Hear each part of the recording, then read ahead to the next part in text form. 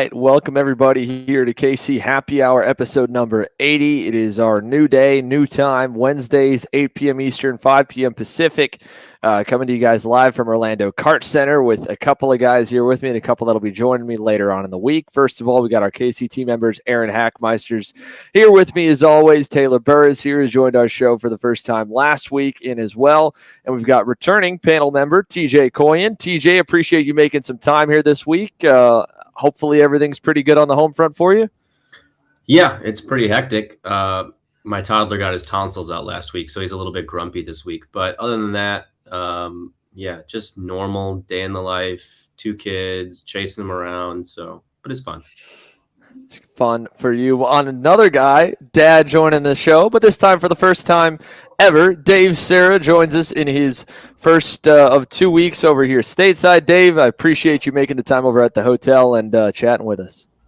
No, of course. Thanks very much for having me on, guys. Yeah, really excited to be joining you. And yeah, thanks. I've been watching this show previously, so it's finally good to be a part of it.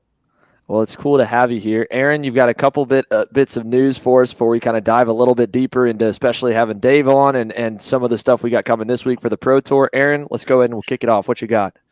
Yeah, just a little bit of news real quick here. First off, USPKS has made the decision that they wanted to they're going to remove the pushback bumper system from the Pro Shifter category. They ran it for the first round at Orlando, and all of the drivers pretty much, I'm assuming, unanimously agreed that they didn't want it there and they didn't need it there for the category they're running, the level of competition that's there. So USPKS has decided that they do not want, or they're not going to be having pushback bumpers for the rest of the season. That's 4 races in the Pro Shifter category only. Everybody else is still going to have it. This is just the Premier Shifter category change.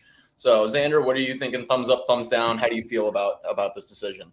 Oh, easy thumbs up. I think everybody here can understand that, as much as we hate running them, I think in a lot of places they clean up the rolling starts. I think they're absolutely not needed in the standing starts. And, the thing with the shifters for those guys, it's so much tougher to run closer behind a guy because if he drops a gear and it'll easily knock the nose in, even with, not necessarily running into him in the center of the corner. So I'm all for it. I like it. I'm glad they did it. Taylor, what are your thoughts on it? Thumbs up, thumbs down? Just real quick. Taylor, we got audio. Taylor's trying to figure out our audio situation. Dave, what do you think? You guys run the KZ category out in Australia. You guys run pushbacks out there? Yeah, look, we run pushbacks, but our penalties are only 2 spots, so it's not sort of as critical. But having race shifted before, like you run a tight line and you can really not so much brake check them, but you can sort of slow down the apex so much and have that acceleration that it's definitely a must that to get rid of the drop down bumpers, because honestly, it's not fair for the guy behind. You can't sit close enough to them to then attack the next braking zone to pass. All right, and TJ, what do you think? Thumbs up, thumbs down? Good idea. Yeah, I mean, I'm not a shifter guy. I don't know the specifics of the racing, but from watching it, like David said, you run a little bit tighter line. You can defend a little bit easier because you've got the gears. And then it's different than single speed where you've got a speed differential where you're going down through the gears or up through the gears. So if you catch some overlap where you're in a different gear than somebody, accelerating or decelerating, there could be a big closing speed somewhere and it makes it easy to just pop a bumper through no fault of anybody. So it seems like for that class, it probably makes it better racing without the push back bumper, but I guess we'll see what happens at this event. Yeah. So like we said, pretty unanimous decision. Taylor, sounds like you're back. You got audio now? Yes, indeed. We got audio now finally. So All just right, had to make a quick thumbs adjustment. up, thumbs down. Any disagreements with what anybody else said on here about the pushbacks? I had to kind of be like in the middle on that. Like it's a touchy situation for everyone pretty much for the most part. So hopefully it plays out well, but I know a lot of people are not going to be too happy about this decision. All right, and then moving on from that. Oh, anything to say? No, the other thing I was going to say is they're professional drivers. Like they're respected guys that have raced each other for a couple of years, like Kremers, Myers, Formel, Pickett, all those sort of guys. They know how to race. So if they're the ones who are telling the race directors that they don't want it, you sort of got to respect their decision a little bit as well. Like they're going to maybe try and exploit it, ever so slightly, but they're also trying to look in the best interest of themselves as well, like as a whole class. Mm-hmm. Yeah, I was going to say, USPKS in general seems to be pretty good about listening to the customer. So if the whole shifter class says we don't want it, I mean, take it away. Do it. Yeah. Mm-hmm. All right. Well, sounds like we're on a pretty good decision there. Moving on real quick. Challenge of the Americas, the West Coast Rock Cup Series. They have announced that for the OKN category, this is a non-championship class. They were worried about getting engines out and stuff like that, so they don't have points for the category. However, they have a $500 to the winner for the final round, and then there's actually a $500 bounty on Blake Nash. They're touting him as I think he won both of them, so. If anybody beats Blake Nash, they get an extra $500 on top of that. If Blake wins, he only gets $500. Thoughts on that? Thoughts on calling a guy out, saying like, "Hey, somebody's got to come out and beat him." First and foremost, I have to say regarding this is awesome because this is what we expect in the short track world. When you have someone who's dominating week after week after week, someone's got to be put a bounty on them, and of course, it causes a lot of great competition amongst the field where like, hey. I want to go and beat that guy and end up with that $500 extra in my purse. So it's a really smart move, and I think that the series is doing. I've never heard of it before. I've never heard of this bounty, but I'm all for it. If you can make $500, pretty easily, I'm up for it. I like it. I think it's cool. I think that there should be something for Blake, man. Like it's 500 to win, but the guy that beats him gets 1,000. So I don't know. It should be like a number one. The way I think bounty should work is, granted, this is the last race of the championship, so it's not like you can double it if he wins again and move it on to the next one. But I don't know. Give him some kind of option with it. The field's not super big over there. It's an entry class, first ever time we've had the OK in the world. So there's 10 to maybe 15 guys at the last race. I think, give Blake at least the option to double the money, make like $1,000 if he starts from last or something. Give him something to fight for too, because at the moment he's just fighting for $500. Everybody else gets to fight for 1,000. But I think it's super cool. And for a series that, to my knowledge, really has never done anything with cash prizes, I think it's badass. Like, I mean, we talk about cash prizes here a lot of the time. Challenge has been more, it's a rebutting kind of national series. Dave, you ran it in the past. It's been in the West Coast of the U.S., so for us Midwest, East Coast guys, we haven't been over there. But I don't think they've had a lot of cash prizes ever. So cool they're doing it. Cool they're doing a bounty. I think it'd be cool if they could do something to some way incentivize Blake to make it harder. If they think Blake's good enough, or give Blake, hey, if you want the $500 bounty, you got to start from the rear or something. I don't know. Give him some way to fight for that money too. Yeah, I like it. I think it's pretty cool. I love stuff like this. It makes it a lot more fun. We have to remember that we're racing go-karts and it's supposed to be fun. So I think that makes it a lot more fun. Fundamentally, I don't think it's going to change a whole lot between the racing or the entries or anything like that.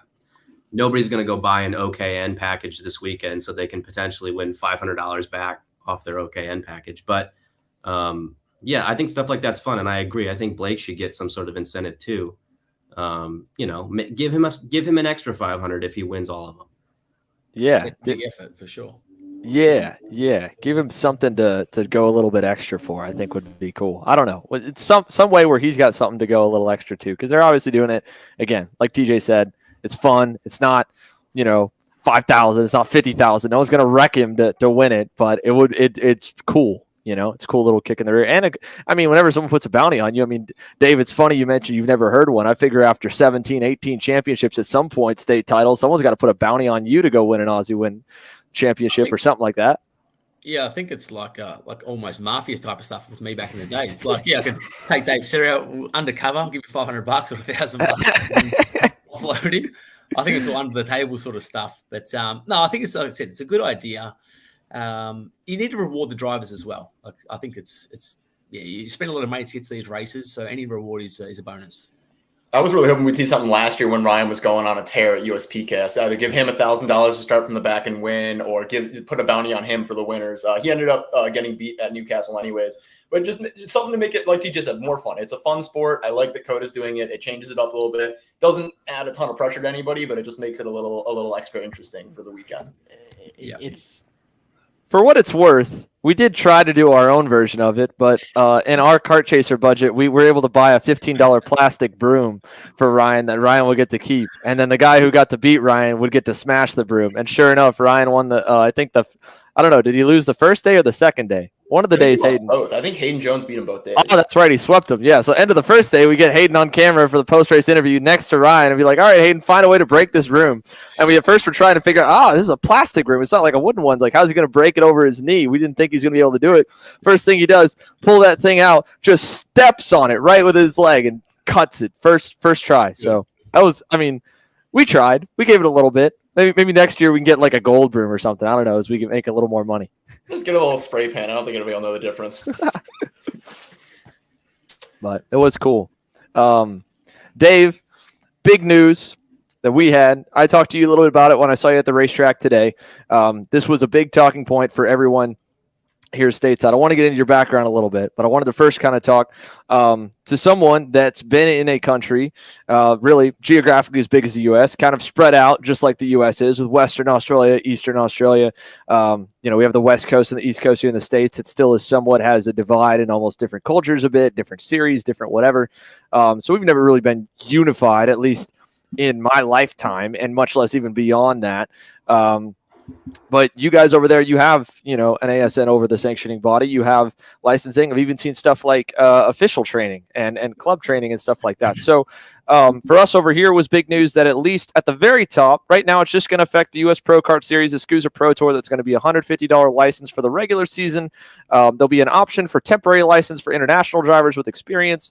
The main 2 points of it that's going to start next year when it comes into play in 2024. The minor point being that they're not going to let someone go straight into Pro Shifter or X30 for their first ever kart race, which right now, by the rules or lack thereof, you can. You could go buy a go-kart off the street. You could buy a kart from Orlando today, and you could pay your entry fee, and you could go run against X30 pros or Pro Shifters. They're going to at least have a little bit of a basic experience where their grandfather, previous national guys in. Say you got to make a couple qualified regional starts just to have a couple races under your belt to run those classes. The main point is basically no different than the F1 super license penalty point system that'll go cross series because over here, as you know, and as everyone here watching the show knows, there's, really the same group of drivers, the same pool that follows an unofficial national circuit of 15 or more or less events between 3 to 4 promoters. And so, if the championships mean a little bit less, and especially if you're not in a championship, if you get a penalty in a main event or a last chance qualifier, it's just a paper slip. It doesn't really do anything. But now, if you get too many of those minor penalties, you'll point out no matter what is the next organization's race. So you could point out at a SCUSA race, or if you only ran SCUSA races, it would disallow you from entering the next USPKS or the next SCUSA, whichever one's the next one to come up off the registration software. So that's big news for us. Big news for everyone here buying a license. Eventually, there's obviously a lot of ways you can go with it, but you're in a country and in a background and that has, some more regulation than what we do. So can you describe a little bit of what that's like over there, pros and cons that you've seen over the years? Yeah, so Karting Australia has a banner of maybe 4,000 license holders. So obviously under one set of rule books. So no matter what race, whether it's a club or it's a national level event of our Australian championships, it's still under the same rules. So you know that when you go to any race, you've got the same, you abide by the same things. So that's just keeps continuity. You don't have to chop and change things, whether it's cable ties and you fuel on at one event, not at this other track. It's always the same. With our officials as well, we have like an official, like a handout as well. So all the officials on the same board. It's these sets of rules. It's this what we officiate on. This what we penalise on. This is to get past the B pillar, what we call it when we're trying to make an overlap for an overtake. So it's the same set of rules for officials as well as for drivers and parents to understand. And I think going back to like the penalties of, indecent driving, it needs to be stamped out because, as you said, I can just come over for a Super Nats and have nothing to do with the SCUSA Pro Tour previously and just get involved in other people's series and then take away from what they've been working hard and spending thousands of dollars on throughout the year. It's not sort of fair that an international driver can just rock up for one race, cause havoc, and then just sort of say, wipe my hands clean and say, look, it's unfortunate for myself and sort of unfair in other drivers. So I think it's definitely more of a level playing field. Everyone's on the same page. Like you said, USPKS, SCUSA, hopefully other series start to implement the same licensing as well. You go from race to race, the one set of rules, the guidelines, the official on the same page. And I think it's only a step forward for you guys. And has there been like any kind of, defactors or stuff like that? I read a lot of different forums from a lot of other, and talked to a lot of guys in other countries, right? I know over in England from speaking with like Alan Dove on some of the Kart Pulse forums, right? He talks about how some of the clubs have like almost defected from the ASN and gone like independent, for feeling like there's not support or they want to do their own thing. And that's the thing I think that's kind of, in my opinion, kept the U.S. from fully getting unified is the country is so spread out that, the region could run their own set of classes, their own set of rules, their own set of tires. And it happens. The Pacific Northwest is in our, in the majority of the rest of the countries is almost like a different country in a way, because they run a completely different rules package up there, completely different engine package, and a lot of the racers are isolated. And outside of the few that come and run with a few teams based out of there or show to the Supernets, we don't really see them. A lot of guys don't go there, so they can do their own little world, and they don't need to follow. It's almost like, what are you doing for me from the national organization side? So is there ever any talks of stuff like that? Or guys mad at the one organization in charge? Because over here, if we get mad at an organization in charge, we just start a new one. Yeah, so there's sort of a bit of a conflict at the moment between Karting Australia and then Sydney, which is New South Wales as a state, sort of had a bit of a breakaway. So, and Eastern Seaboard, which is Brisbane or Queensland, New South Wales and Victoria, has probably 80% of the karting population. So they sort of did make a breakaway, and they took probably 20 tracks in that one state away from Karting Australia. But the divide just doesn't work, because you got, like I said, people racing on different sets of tyres, different sets of rules. And it's hard to just chop and change from week to week, like to go on one set of tyres, the week after another set of tyres, different weights, different restrictors possibly. Unfortunately, just sort of they try to make it the best interest, like you said, of having, if you don't like this organisation, we've got another alternative for you. But it just hasn't quite worked. And now we're seeing a lot of the clubs who did sort of move away from Karting Australia, they've now sort of started to venture back. And I think you need that I said, that unification, because that way everyone's on the same page. And I think you have 4 or 5 different people. You're going to please a couple of people. There's no doubt about that. But I think as a whole, as a big nation like you guys are, you need to be on the same page. TJ, your dad is obviously the man helming the program. You've been hearing talks. He's consulted with you. He's talked with me about it. He's talked with a lot of the industry guys about it. Granted, a lot of our team owners and industry stakeholders like to stay away from social media, so it's harder to get them to always come onto the show and talk about stuff that may be a little controversial. But from your eyes, what's been kind of your input and thoughts through the whole process of being in it from somewhat on the inside, but more so getting an inside look, I guess? I mean, I want to start by saying I have no official capacity with this licensing system. Don't message me. Don't come at me. Right. My dad, me and my dad share shop space every day. So I'm hanging out with my dad every day. So if he's working on something and he's like, hey, what's your opinion on this? I'm always happy to lend my opinion. He's been working on this for a while. And so he asked me about, how many points do you think people should get? What kind of penalties do you think people should get? How should everything break down? So I have a little bit of insight into the background of how it came about and how, what his thought process was when he was coming up with all this stuff.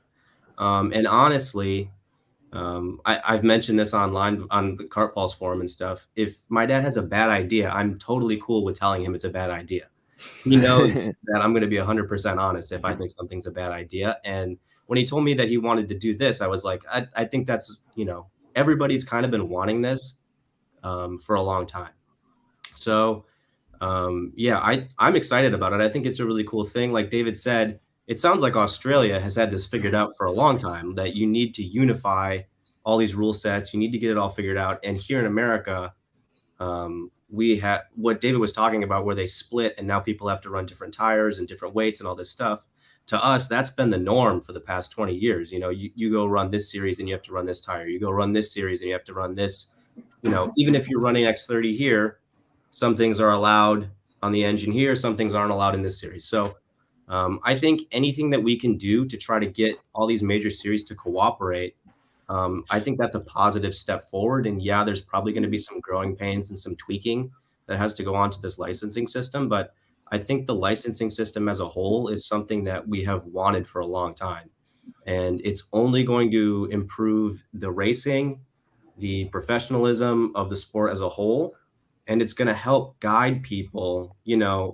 Like you said, somebody could just go buy an X30 right now and off the showroom floor and go show up and pay their entry fee and tootle around in the back at USPKS. I mean, when the series has the name Pro in the series, that just doesn't make sense. So we need some way to guide these people through the steps so that they learn and grow through the sport too. Like, they're not going to have a good experience if they do that. So we want to, make sure that these pro series are a little bit more professional in that sense, probably. And then like two-step kind of question here, Dave. So obviously that's kind of a longer-term goal with the program is to not only get national guys aligned, but regional aligned, and you can kind of tier it on the way down, or in any case, right, uniform it where you make people kind of go up. For for Karting Australia, is there like I don't know, like punches or number of starts you have to get, or like qualifiers to enter a Karting Australia national championship race? Like, do you have to make a certain number of club or then state and then national starts? Yeah, so you start as a P plater, like a D grade license. You have to do a minimum of 6 races, and you can't just do 6 races. If you to DNF a complete weekend, you don't get signed off for that weekend. So you need to complete 75% of the weekend's races, and then you get ticked off. Like you haven't had any incidents, all good. So 6 of those gets you off your P plates. Then you have to start into a restricted class. So again, our Australian titles doesn't have the restricted categories because we want to keep that towards state and regional races. So you have to bide your time. I think it's against around another six races, 6 months. Then you can choose to go out of restricted. You can just stay in restricted if you like, if that's just your level and you're happy and comfortable there. But yes, you can't just rock up and race an Australian title event. You have to have a minimum of a B grade license, and there's steps to take in that instance. And are guys, if you're allowed to stay at the restricted level, do you ever see guys run like at a regional, like the restricted class and run the unrestricted class, like the more of like upper tier? Like, do you have guys double dip almost for double track time? You're not allowed to race. So once you're restricted, like you can't then choose to race open and also race restricted. But like if you keep winning races in restricted, you should be forced almost to, you have to level up. You have to just sort of push yourself. But you see a lot of trophy hunters, and they just sort of they're in their comfort zone. They're competitive. They're winning races. Why would you want to go up and spend possibly more money to get better resources to race against more experienced guys? If you don't really want to push yourself, then you sort of feel that comfort zone of restricted is actually pretty comfortable for you. I think that's probably one of the bad things. Like we see people 2 or 3 years still in restricted. It's like, well, sort of not the fundamentals around that particular class. Like you start there with similar experienced guys. After 12 months, you should be sort of making your way out of that class and then letting the newer guys come through and then having their time in the spotlight, I reckon. Is there like, so is it like restricted for both like your 125 restricted? Is there a 125 and then like a KA3, KA100 restricted class too? Like for every engine, there's a restricted class? No, so 125 is restricted, but you can also have the KA100 class that you guys have as unrestricted, and they're actually very much on parity between the two categories. So they can actually race on track together. Now, the 125s have a slight better parity performance. So most people who race in restricted are on the 125cc, whether it's Rotax or it's X30. But in theory, as a restricted, you can race either of the 2 engines. And then when you is the K, but it's the K100 unrestricted. That's its own class at nationals, right? Too. Yeah. So unrestricted has its own category, same as the junior category as well. Similar to what you have K100 junior, that's a national level class as well. So you can step out of cadets and go into juniors, but if you haven't got that right licensing, you can't just go and rock up and enter an Australian Championship race. Gotcha. And then on the officiating side, this was actually came up to me when I was talking around the pits a little bit today, right? Like we not only do, I think the point system and the license system, I think it's a good thing. I think it's, the concept and the theory, like TJ said, has been asked on our end for a while to kind of at least regulate the path of it, and then the classes as well, series to series, event to event. But, we don't have any official training in place. And while some series share officials, some don't. And there's no like head overall race director. There's a different race director at each of the different national promoters. And usually the main couple at the top are almost always different. Some cases the series want to keep them as like their guy, so that's like their competitive advantage of having this race director because they feel like that guy's better or whatever. But the point made to me is like, well, the point system's great, but if we're getting some penalties called that maybe don't deserve, or some that we feel like should and would at another event, it kind of doesn't fully fall apart, but it doesn't do its job well. So in your experience of being around all those events with your team that goes around with the drivers you coach, do you see a lot of the same faces? Is there a standard over guy that runs all the Karting Australia Nationals? Is there more of a rotating team? And if there's a rotating team, do you feel like that handout kind of helps keep them all in line? No, so we have our level 1 officials, which can officiate the national events. So again, it's sort of a level 4 is your entry level. So I could be like a level 4 just doing an online course, passing those steps, and I get an official license. That's sort of more running the grids, running the scales, entry level stuff to officiating. And then obviously as you get more experience and more in depth, you start moving up the levels. Our Australian Championship has like the core, say six or so people that they just travel around to those big national events and our state title events. And it's good and bad. Like if you've got good officials that can work with the drivers and sort of have a good understanding, it's great because you work with the same people from, race to race. They understand, they see the same drivers, week to week. I would say that because it's a volunteering job, like these guys in karting Australia, I'm not sure about in America, it is volunteers, just like their flights paid and their hotels paid, but it's not really, they do it for the love of the sport. And a lot of these guys are older guys that, racing has changed a little bit as well. So sometimes some of these incidents that we're saying, look, as a driver who's currently in the sport, could probably be a little bit more lenient. They're like, no, this is the rule. And they're sort of stamping down it. We're like, yeah, okay, it's probably a little bit outdated and probably a bit past the time. So it's just trying to working with those guys. But like I said, they're volunteers, and without them, we're not racing as well. So there's that little bit of give and take as well that needs to be had. That's a word that's almost alien here over in the States, is volunteer officials. I think we've got maybe a handful of clubs that still operate that way. I know of at least one club that actually a couple. There's up by UTJ, isn't it right at Badger, where you have to at least be a flagger at one race, and otherwise you don't score points for the championship, for the club title? Yeah, everybody at the kart club in Badger has to volunteer. They have a set amount of volunteer days they have to do, whether that's working the scales, being a corner worker, or whatever. So that club runs pretty much on volunteers, yeah.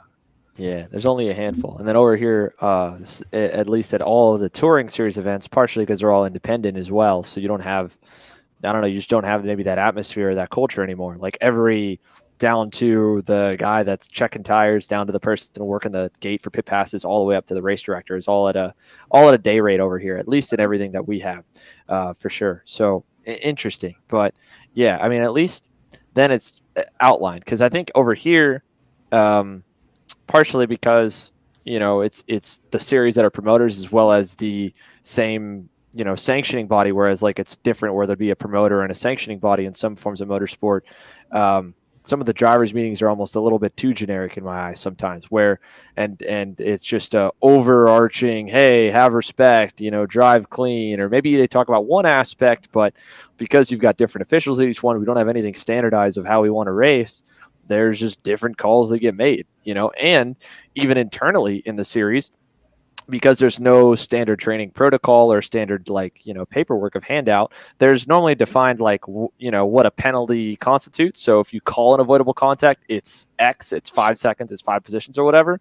But what constitutes avoidable contact, or what constitutes off the B pillar for the outside or stuff like that, that's not defined and never really defined. So even internally in the same race series, I'm not speaking for any series in particular, but I know from experiences, from being on the officiating team, I'll disagree with a different official, but we could both be right in our own minds. There's no set standard of what the middle ground is, or he could be right in what we're supposed to be doing, and I got to suck it up and I got to call it that way. We don't have that over here. We definitely don't have the volunteer stuff. It'd be obviously a lot better for the race promoters probably if they did to have a volunteer team of 50 people and make the bills go a lot down. It's just very hard to find volunteers. Let's be honest. I think in this day and age, I can't see myself volunteering for a race, which is unfortunate to say, but let's be honest, I just can't see it. It's an older school thing. So yeah, you've got to just appreciate those guys for what they're worth, but sometimes you just don't agree with them. And like I said, I've got plenty of bad stories with officials, but in the end, you have to just suck it up sometimes. You literally just can't. Yeah, you can't fight it. Yeah, we don't do that over here in the States. We normally just sue each other. Or we sue the series, and that's why we have to pay our officials, because nobody would volunteer for this job, because these officials are just getting yelled at all the time. I get asked every weekend if I want to be the race director for the next USPKS race, and I go, you couldn't pay me enough to go do that. Yeah. It's not fun. It's tough. The only series I can absolutely think of where it's purely volunteer based is the SCCA here in the United States, where it's pretty much flaggers, officials are all nothing but volunteers who come out to compete in those events. Yeah, but that too. Talk about antiquated organization a little bit. That's like old school mentality, and definitely an older generation that still does at least runs those races over there. So we're at our first commercial break. When we come back though, Dave, I do want to get into kart class a little bit, and especially talk your background a little. So we'll table the license talk because we can go on with that for a little bit. But for everyone watching, we'll be right back after this. Some cool stories to keep on telling. So stick with us here. We'll be right back on KC Happy Hour. Kart Store USA is a kart parts supplier that racers and retailers can count on when they need reliable advice and service. We focus on servicing all racers with honesty and pride while maintaining customer satisfaction. We carry a full stock of Kart Republic and Tony Kart chassis, as well as Iami and Vortex Rock engines. We've also got a host of other parts available and in stock, such as products from Rev Performance Materials, Jecco Racing Seats, and more. We have a 100% satisfaction guarantee. And on top of that, if your order exceeds $200, shipping is on us. Check out all we have to offer today by visiting us online at kartstore-usa.com. Don't settle for a national engine builder. Take care of yourself with an international one. SRP Engines is a global industry leader in engine services, specializing in engine formulas such as KZ, OK, OKJ, and Mini 60. SRP Engines is the engine of choice for Magic Kart USA and helped power North America's #1 ranked pro shifter driver AJ Myers to the 2021 Superkarts USA Pro Tour National Championship. SRP Engines can also service any spec engine class of your choice, including Iami and Rock divisions. However, if you're looking for the absolute choice when it comes to KZ shifter engines, there is nobody better. For more information, contact Amr Sanada at srp-engines.com. KC Happy Hour is proudly presented by the Rock Sonoma Karting Championship, presented by Cameron Race Promotions, the most competitive Northern California karting series. Featuring a 2-day format with practice on Saturday and racing on Sunday, multiple track configurations, and a massive prize structure including tickets to Rock Vegas, race car test opportunities, and race rewards. Rock Sonoma is the training ground of multiple national karting champions each year and race car champions as well. Featuring a full Rock Cup USA class structure with each race weekend streamed live via YouTube, it's a series you cannot miss. For more info, check us out online at zanzarukarting.com. All right, everyone, welcome back here to KC Happy Hour. Joining me tonight on Aaron Taylor from KC, got TJ Koyen and Dave Sera. And Dave, for many guys now that have probably gotten used to seeing you on their phone or on their computer through social media, big part of it's probably been through your new project over the last couple of years with Kart Class. So first, you've been, just like many drivers, after getting a lot of success, coaching. You had your own kart brand for a little bit through the DPE guys with the Deadly Kart. I'm sure to a degree it basically turned into race teams. But from the Kart Class idea, where did the conversation even start to launch the way that you have kind of an online coaching program like you've set up? So it was in the lead up to an Australian kart race, kart championship race in about 2019. And at the time we had about a 6 to 8 driver lineup. And so it's all going well. Obviously, you put in a lot of focus into a race team and do the best you can to get major victories in your country or your local home state. But I just sort of thought I was getting a lot of questions just from people in America or Canada, even Europe or Asia, just saying, "Hi there, I follow your racing, I follow your Facebook page. How do you help me set up a go-kart, or how can I improve my corners?" And I just thought, places lack coaching. Like, anyone can be a coach. Let's be honest. Like, anyone who's at the kart track today at Orlando, they can be a coach. But are they a good coach? Maybe or maybe not. So we're trying to give, hopefully world-class coaching with experience. So I've been racing for 25 years, and I've had some good results, had some bad results. That's all a part of it when you're actually trying to coach other drivers. So we thought, let's go into an online program where we can provide information that racers anywhere in the world 24/7 can access that content. So whether it's racecraft, how to get a proper race start, or how to qualify well, or to how to defend the last lap of a race. So we try and focus solely on, the racecraft, the driver techniques, and the mindset behind trying to become a very good racing kart driver or a car racing driver. And like I said, it's hard to access good coaching at your local track sometimes. So this way we're trying to get to you by accessing your phone or any electronic device. And so it's a mix, right? You have both, a bunch of different kind of preview courses on there. Like, what's kind of the layout when someone signs up? Like, what do you have available like right now? So depending on your skill set, whether you're a beginner, and the beginner is literally if you've got no idea, you've just gone and spent $10,000 on a package, and what's a race line, what's an apex, do I use the whole track, do I use half the track? So our beginner is just solely focused on, if you're literally brand new, these are the fundamentals of a successful racing career. Whether you race cars in 10 years' time or you're racing karts in a year's time, you need to learn these things. Then we sort of step up into what we call a champions program. So it's trying to take that fast driver actually to win races, because how many people these days are spending a lot of money on driver training? So they go to the track and they just do laps by themselves and they just keep circulating fast. Then you get 30 drivers in a race and they don't know what to do. They freeze. They don't know how to qualify. The pressure's on them. The parents are going, I'm spending $1,000 this weekend. You're not performing to this level. So it's about trying to take the quick driver to actually winning races and consistently. We don't want to make these one-off races where they have a good result and they fluke it. They don't really know how they do it.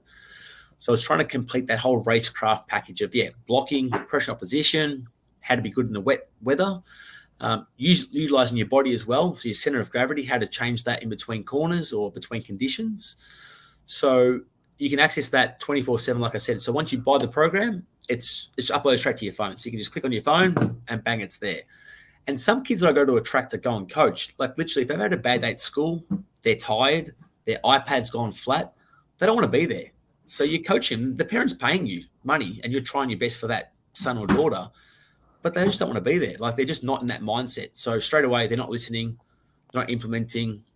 Dad's frustrated, mum's frustrated because they're spending money, kids going shit. And they're like, okay, that's no good to us. So this way, if kids want to learn, it might be at 7 o'clock at night, or it might be on the way to the kart track in the morning. They can then go online, click our videos, watch the video right then and then, replay it an hour later. It's right there. We've got diagrams, we've got worksheets to fill in. So it's trying to teach the driver when they want to learn. And TJ, you too, right? Are you still doing a lot of the one-to-one coaching online virtually you were doing with guys for a little bit? I remember you and I had talked, you'd been doing it for a little while. Yeah, I do a little bit now and then. I haven't done a lot in the winter because I've been so busy and it's kind of my side deal. But during the summer, usually it picks up pretty good to where I'm doing a lot of online stuff where guys send me their GoPro footage or their Micron data, and then we go through online, whether a Zoom call or I just do a YouTube video or whatever and reply back to them and give my thoughts on all that stuff. It's, it's pretty easy. A lot of that stuff is the same kind of thing you would see me doing at the racetrack if I'm helping a team or whatever under the tent, where, you got 20 minutes in between your session to look over data and video and go over a few quick things. And you can kind of get a base understanding of some of the things that you're doing good or bad just off of that. So yeah, I do a little bit of that, and that stuff's cool because you get the opportunity to work with people all over the world. Like I've got a lot of clients in the Caribbean of all places that I'm doing online coaching with. And it just kind of grows organically from that. So yeah, that's pretty cool to do too. And so you got into it on a coming into a race weekend, Dave. Was there any point in your life where you saw yourself being this almost internet micro celebrity? Or I can't remember what the guys were. My crew was giving me some heck last week when we went out to dinner. It's like a niche micro internet celebrity is what we called. So for you, right? I mean, did that ever, you go back 10 years ago when you're a factory kart driver, I mean, was this at all part of the career trajectory for you? I've always just been passionate to help people out. So like I'm like a very competitive driver. So unless I'm, winning races, I'm sort of a little bit pissed off. But when I'm helping a driver, they could be 5 seconds off. If we gain 1 second, I feel like I've won like an Australian title. Like I feel like I'm driving in the car with these guys. Like I really get on board with what they're doing. And like I said, if they're just going from 6th place up to 4th place, like that's like a win for us. We set mini goals. So no, I never sort of thought myself, as an influencer or anything like that. I just wanted to help as many people as I possibly could. And by going online, we can just reach, so many more people now. So in the last, we've been going for about 16 months now with Kart Class. We've had drivers from 26 countries joining our program, and we've had 11 different countries getting a race win as well. So these are people I've never met before in my life. Some from Denmark, some from Guatemala. Like, where the hell is Guatemala? I've got no idea that place. I've received a transaction from Guatemala. It's gone to my bank account. That person's won a race. So sort of we're both happy. But like I said, we've got people that I'm making friendships with these people now, and we sort of speak, online or via the phone, and it's just accessing more people. And that's what I enjoy, is helping and coach drivers. And I mean, you were a big name even before that, at least, well known to those that followed karting at all. Do you find guys stopping you more at the racetrack that you would have never interacted with, that had seen you on the videos and almost feel like they know you a little bit? Oh, yeah, definitely. On our last USA road trip, I was going to places like Newcastle and Atlanta, and having people say, "Oh, you're the guy from Kart Class." So it's definitely, pretty cool to be recognized for trying to help people out. And look, the tips that we provide even just on our Instagram feed, they're real life experiences. So it's footage from either myself or, we've got Danny Formel as a coach, even just some younger drivers that we have that make some mistakes or some good things as well.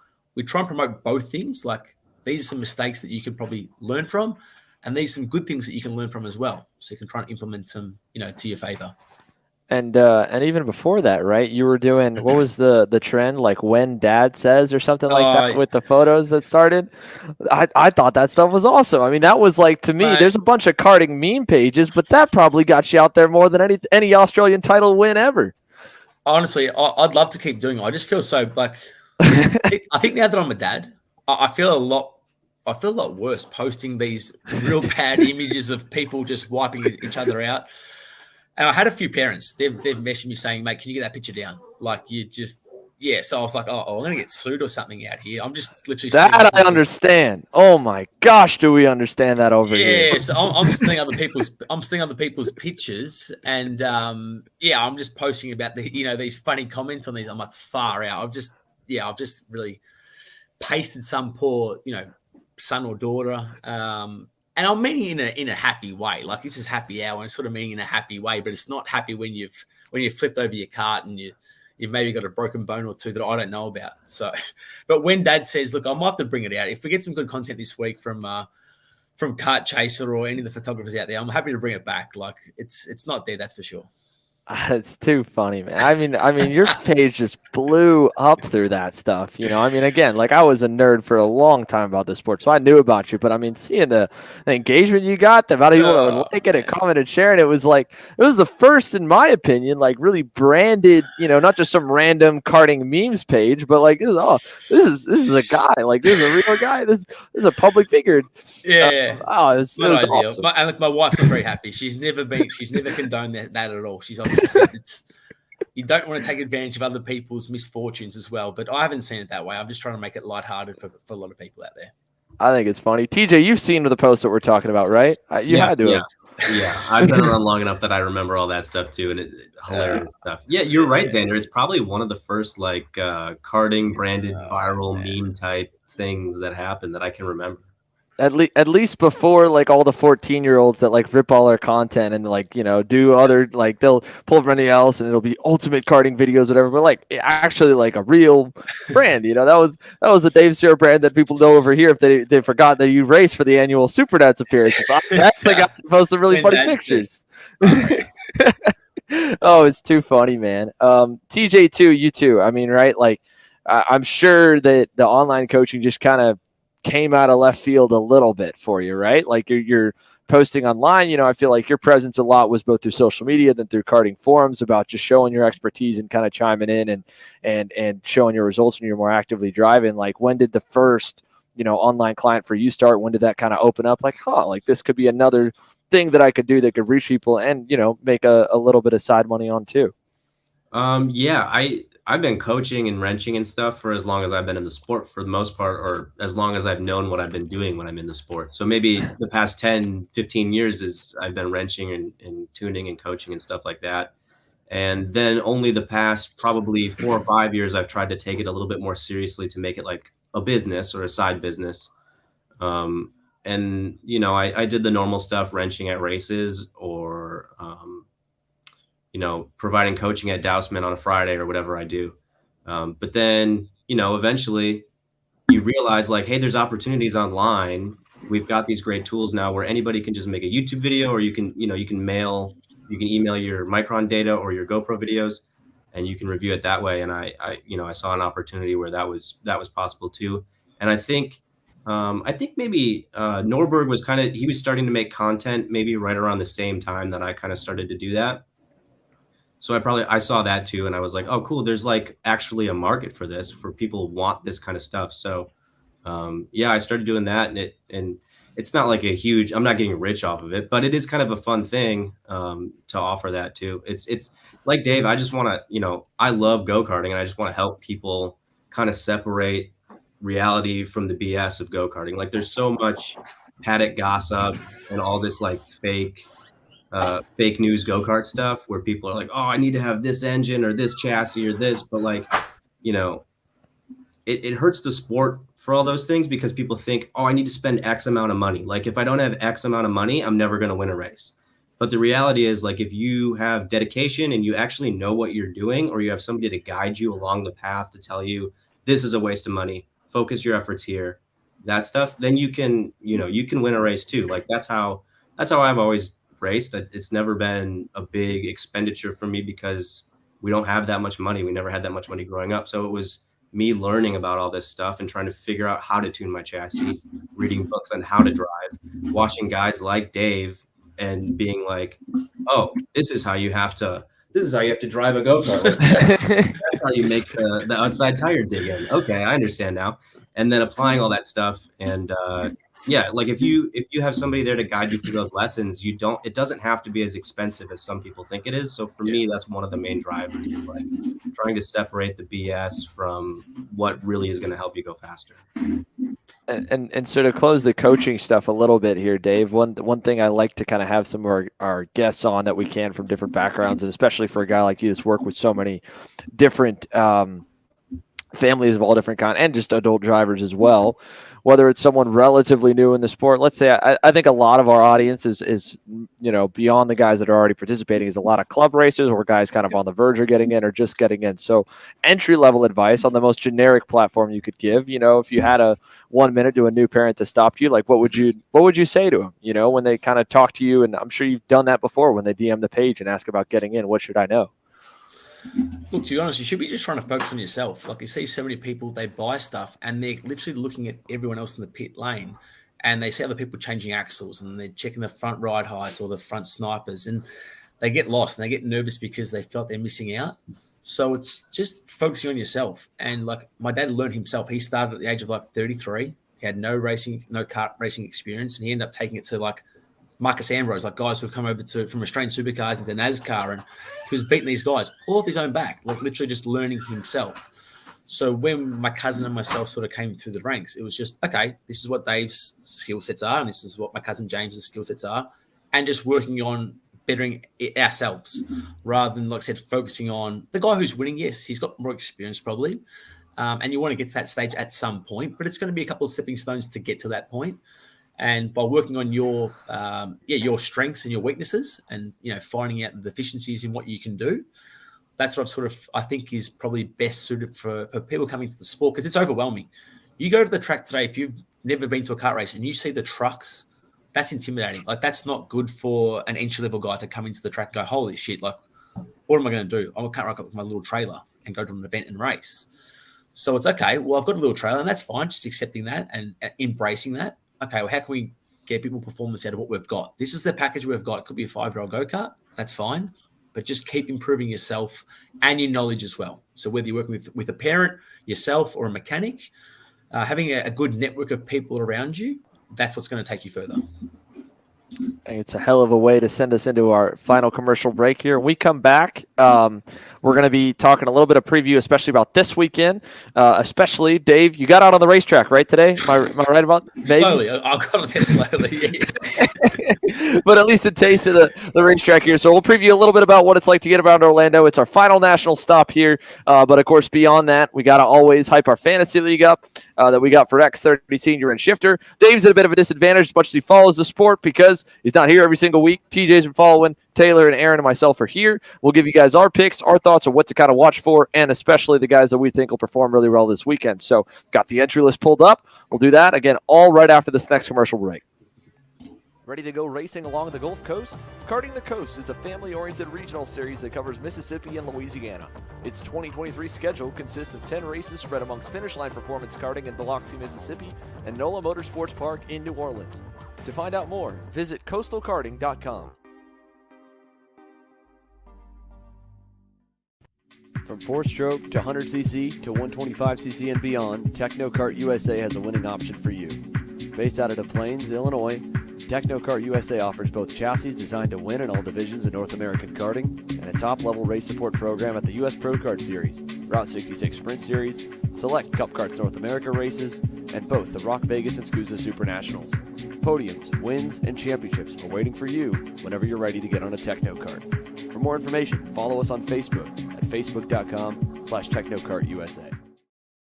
All right, everyone, welcome back here to KC Happy Hour. So we'll let Dave go last on this one just to give him a little bit of time to go over everything as much as we all go through it. So Aaron and Taylor, Aaron, I know you've probably got the picks all ready to go. Taylor will make you go second. Aaron, let's start it off here with Pro Shifter, 5 picks for the week. We're pushing about 20 entries in Pro. We've got pretty much all the American big names and a few guys from Supernats we haven't seen here from the western side of the country coming back this week. So who do you got here and if we got to go all 5, at least in Shifter, we got to pick a winner. So Aaron, 5 and a winner. Yeah, so I was looking through this list. There were obviously the regular names: Kyle Wick, AJ Myers, Danny Formal. We also had Antonio Pizzonia Jr. I believe it says he was entered in senior, so hopefully that'll be pretty cool to see. I think he could take it to some of the guys there. But the big name was Rima City running with a Tau car. It's the first time he's been out here since the Supernats. I think he's going to be really strong. So he's definitely one of my 5. And then, Kyle Wick and Giorgio Carrara, if they don't get into some incident again, if there's no more bad blood left over from the USPKS weekend, I think they'll both be up there. And then Danny Formal, I really want to pull for AJ Myers, but he's just not had the season going under him yet. I'm going to put him at the win this weekend. I think he's going to finally get something to break through, get that monkey off his back, and get rolling good for the rest of the season. TJ, what do you got for Shifter here this week, my friend? If we're going to be honest here, there's probably not going to be a lot of variation between these picks, but I will back up Aaron's claim here that I think Remo could be a real threat here. Remo's kind of a buddy of mine, and he's legit been very good at the races he's been at. Had some bad luck at a few of them, but he's, if anybody could pull off an upset here, I think it would be him. Wick, of course. So I've got Remo, Wick, AJ, Danny, and Marian. I'm gonna say that I'll pick Remo for the win. Oh, okay. All right. Well, hey, out of all the guys, I think that's it's almost unfair to call Remo an underdog, but out of everybody else for the month of Orlando we've had here, he's probably got the least amount of seat time. Yeah. So that's an interesting one. Taylor, what do you got for at least your win for the pick for the win? And if you got anyone else from the top 5 we haven't mentioned yet. Well, for at least for the win, I'm going to be a little bit different. I'm going to actually go with someone who we mostly see in the Master Shifter. I'm going to go with Antonio Pizzonia Jr. I mean, we've seen him race week in and week out throughout the entire 3 months of racing in Florida when it comes to Master Shifters, and he's always been dominant. Now, of course, he's stepping into the Pro Shifter, but you're talking about an ex-Formula One driver, of course. So he has the experience, he has the skill level to go up and beat a lot of these Pro Shifter drivers in this race, of course. And he's had plenty of seat time racing here at Orlando. One driver, though, I say to keep an eye on that we haven't touched on, Hunter Pickett. He's had a couple of good runs. I say maybe if an opportunity, especially when we see drivers like AJ and Marin getting together possibly, or issues with Danny, he could possibly be a sneaky podium finisher. All right, fair enough. Dave, we've given you a lot of options so far to kind of brush you right into the deep end on your first show. Who do you got to keep an eye on here this week? Mate, I've got to back in our kart class shifter kart coach, Danny Formal. He looked good today. He's racing out of the RPG team. So I'm going to go for him for the win. And I reckon Taylor is spot on. I was going to say Marin and AJ to crash out in the final. Remember Shooty to slot in second. And I reckon Hunter Pickett might slot into third. So that's my hot tip. I like it. I mean, we've got rivalries in this class galore for the number of drivers at the percent of guys that have already had run-ins. Obviously, Marin and AJ have had run-ins. Giorgio I've had and run-ins Kyle. with Marin as well. I've had run-ins with him in Australia. So yeah. He's a good guy. He races hard. He races hard. I mean, that's all you can ask for, right? For all of us here. Scoos has done a really big solid for us. They moved both of the headline classes to the end of the day for the pre-finals and the finals, so it's back-to-back headline main events, which is cool. I think Carrara and Wick, I don't think that story's done at all. I think that is way too fresh. And with the way that the penalties got handed out, neither one felt like they got righted after Rock, so I don't think that's done. Martin and AJ were clean at USPKS, so I'm gonna go on the opposite end. I think the big story will be the Carrara Wick thing going through the week. I think Marian and AJ may play nice. I think they only wreck if it's for the win. So if they're both the ones leading the way, then I think it could clear a path for Danny, Ramo, Hunter, Pizzonia. If they're back for second and third, I don't see them throwing it away, but I could be wrong. I like Danny here. He's won 2 races at Orlando in both of his starts so far because he wasn't at the Rock race. He won the Rock race and Winter Tour a year ago on a completely different package with the LEM Formula K guys. So I think Danny's on the podium. I think Hunter Pickett gets onto the podium here this week. I think he's super, super close. I think Marian has enough this week on the KZ. I don't think he had enough on the Rock, but I think he could get there on the KZ. I think if he plays back USPKS from that main event, if you watch it, he felt like he kind of played stuff a little bit wrong. But I think he gets one back over on Danny this week. So I'm going to go Marian, Danny, and I will bet on Hunter versus Ramo, and I'm just going to give the slight edge to Runner. But I think Ramo Ricchetti, easy top 5, easy pick. Carrara is a great pick. Kyle Wick's a great pick. And I'm trying to make sure that we don't leave any guys out that we should be mentioning here. Obviously, Antonio Pizzonia is kind of a toss-up. We don't know where he'll line in. And, and Mario Gill was actually pretty quick at Supernats too on the Ital Kart camp. So I could see him kind of getting going too and messing with the top 5. So I think that 3rd to 7th battle could get a little interesting. Now, we know that the picks were going to be relatively similar in Pro Shifter. We know that a couple of our X30 senior picks may be a little bit similar, but I don't think all of them will be. So, Aaron, why don't you lead us off over on the X30 senior class? Well, yeah, X30 senior, it's always been a stacked field. I was just kind of listing out like the number of drivers there. We've got like 16, 17 drivers that have a shot at a top 5 out here. So like it's really a shot in the dark. I think an always good choice is Ryan Norberg. Hasn't pulled off a win he hasn't won this yet this year, has he? Did he win a Winter Series? No win yet this season. No wins yet this season. So far. At his home track, he's got a lot of fire under him right now. And if you look back to USPKS, he went from qualifying dead last, came in a pound underweight, and managed to work his way up to 3rd on track, 2nd after Tech in there. So I think as long as he keeps himself above weight in qualifying, he's almost a sure shot for at least one of the wins Saturday or Sunday. Joe Turney's coming back out here. That's going to be a big contention there. I mean, the big 3 right now is Joe Turney, Austin Garrison, and Ryan Norberg. So I'm going to go with those 3. My rookie pick, I really liked Aiden Ingrata at the last weekend. He's been on a hot streak since he moved into junior, and he was so close to a win last time. I think he'll be at least on the podium. I'm going to pick Aiden Ingrata for the win at least one of the days as well. I think it's being Ingrata on Saturday and Norberg on Sunday for those. And then I think I have one more pick here. Alessandro DiTullio looking for a strong result on his Burrell debut still. Didn't quite get it at PKS. I think I'll have something here as well. TJ, what do you got? My picks are going to be pretty much identical to Aaron's, I think, maybe a little different. I think you got to take Norberg just based on he's Norberg, and also he drove through the entire field at USPKS and pretty much kept his nose clean almost the entire time. So one of the things I look for in that X30 class especially is guys who aren't like tense and on edge. You got a lot of drivers in that class who have moved up and they're a little bit younger and they're fast, but they're not like their racecraft is a little urgent. Like they're not settled in and smart and thinking about it. So I think the guys that are going to finish up front are like if you watch the Rock race, Morgado was in a melee there in the beginning half of that race. It was just chaos, but Morgado was like the coolest head. So he was able to get through and come through.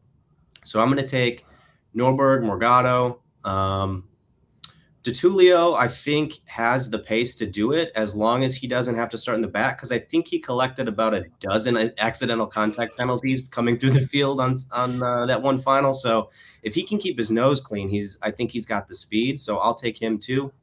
Is that 3? I think that's 3. That's 3. Yep.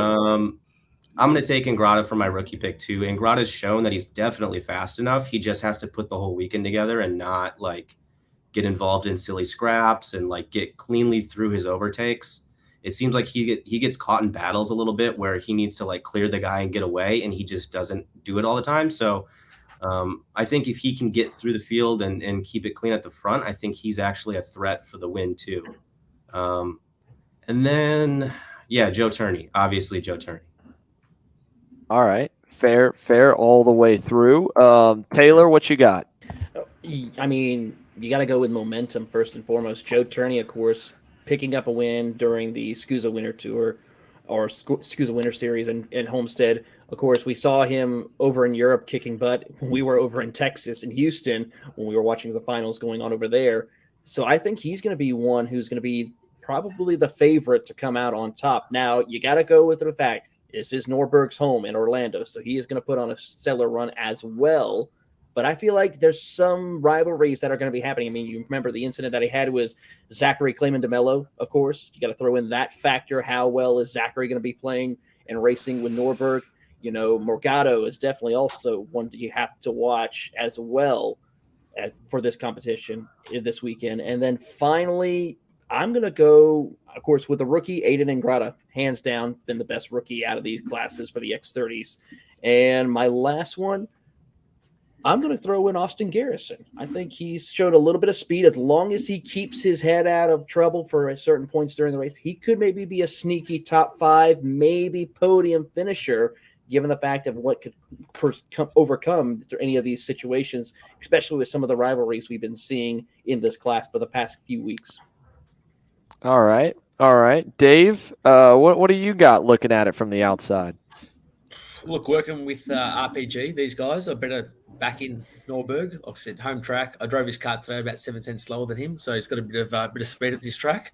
For second, I'm going to go Harley Keeble, young UK driver, raced with Sodi. I think he's. I saw him driving today, looked very, very fast.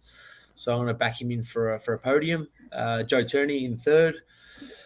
Morgado's he's a very accomplished driver, so he's going to slide into fourth. And then DeMello, he's got speed. He races probably too hard half the time. I see him always racing it, to the front and then wheeling it backwards. But I think he's going to probably cause a bit of carnage up the front that he can hold on for fifth.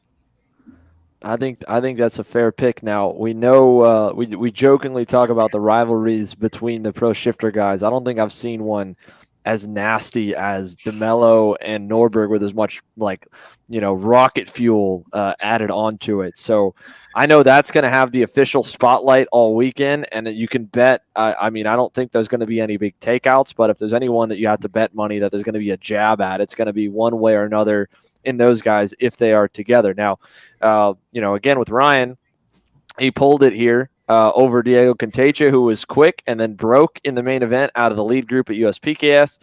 We go to Rock. I thought Blake Nash was decent there, but they felt they didn't have it as good. But he's had a good run. We didn't get to see him at PKS. Didn't get to see Ryan at Rock. DeMello's been top 10, maybe top 5 on the Lenzo kart. Harley Keeble is a brand new guy to throw into the mix that I guarantee is going to get overlooked by, I think, a lot of people on the fantasy picks, having not run stateside here yet. So that could be interesting because the Sodi stuff, it's not proven, but it has been proven in a while. Brandon Carr and John Burke are two big storylines, I think. Carr finally found footing at PKS with Ryan Perry, was up front all week, was super quick. Obviously, Paulie was there with him in that Ingrata pack. So to go a little bit against the grain, I think John Burke hasn't been in an X30 Pro seat in, I think, a year and a half or two, but he's been running K stuff. He's finally got an entry back in here, which is cool to see. So, and Frankie Mossman as well back, who we haven't had in a minute. So I'm going to go pretty speed heavy. I agree. I think Aiden Ingrata is unbelievably quick out of anyone besides Ryan, and even with Ryan. I mean, there's times even through that Rock main event where he got taken out in just a weird bumper hook incident between himself and DeMello, just a racing deal. They got shoved from behind. He was still the fastest car on the racetrack, like almost every single lap. Like, that kid is unreal how fast he is. And I think without question, he's got to be in someone's top 5. He's probably going to be in the winning top 5. I think Morgado is a super smart pick. Norberg's a super smart pick. So I'll pick both of them. I'll pick Austin Garrison just as a safe one. I think, you lose relevancy when you sit out a weekend or when you miss a weekend, and the same for whether it's John or with Frankie, who have been winning some stuff out west at some regional events. So I'm not going to have them on mine just out of sake that there's so much stuff going in. But I think Blake Nash is due this week. I think our podium looks like Ingrata, Blake Nash, and Ryan Norberg here this week. And I'm going to leave Joe Turney off just because it'd be cool to see another different winner. I mean, when we started our program, we had probably one of the most competitive X30 fields where it had just gotten to a really peak point that I think everyone was competing at a higher level than even they were years prior. It seemed like it progressively got harder, and each time Brian won the championship. But then, then when the new engine package came out in 2021, then the domination started, and it overclouded, I think, a little bit how good everyone is. And now this year, it seems like it's closer, whether it's the tracks, whether it's other guys that have made up time. We don't know. We haven't really gone to a Newcastle. We haven't gone to a Utah. We're going to go to New Orleans, not at New Orleans. We're not going to these high-speed tracks where, you think if someone's got a really good engine program, that'll make a difference. But I have Morgado in there. I have Ingrata. I have Norberg. I have Blake Nash. I'm trying to remember who was going to be my 5th one in that one. Oh, yeah, Austin Garrison. So that's my 5. And like I said, on an over-under, if this was a sports bet, I'd absolutely put a parlay on some kind of contact between of any of the rivals between Zach and Ryan. There was already some in practice today. The officials are already giving crazy warnings. It's like a pitch getting thrown right by a batter's head, and the umps came out and said to both. But realistically, it was one way. It was Zach getting into Ryan in Wednesday testing. So where that goes, who knows? It's fun to watch. It's probably not fun to be in either one of those guys' seats right now because I'd be stressed out if I got any kind of spotlight like that. But I think that's an interesting point for the viewers that'll get to enjoy with back-to-back mains this weekend. Now, Dave, over to you. From seeing the track first time, first impression, the most fresh off the circuit out of any of us. So for the drivers going into the weekend, or for viewers as well, what are some stuff that sticks out about this racetrack to you? Well, look, it's quite technical. You've got to be using inside curbs quite aggressively as well. So that's where you can make up quite a bit of time in competitors.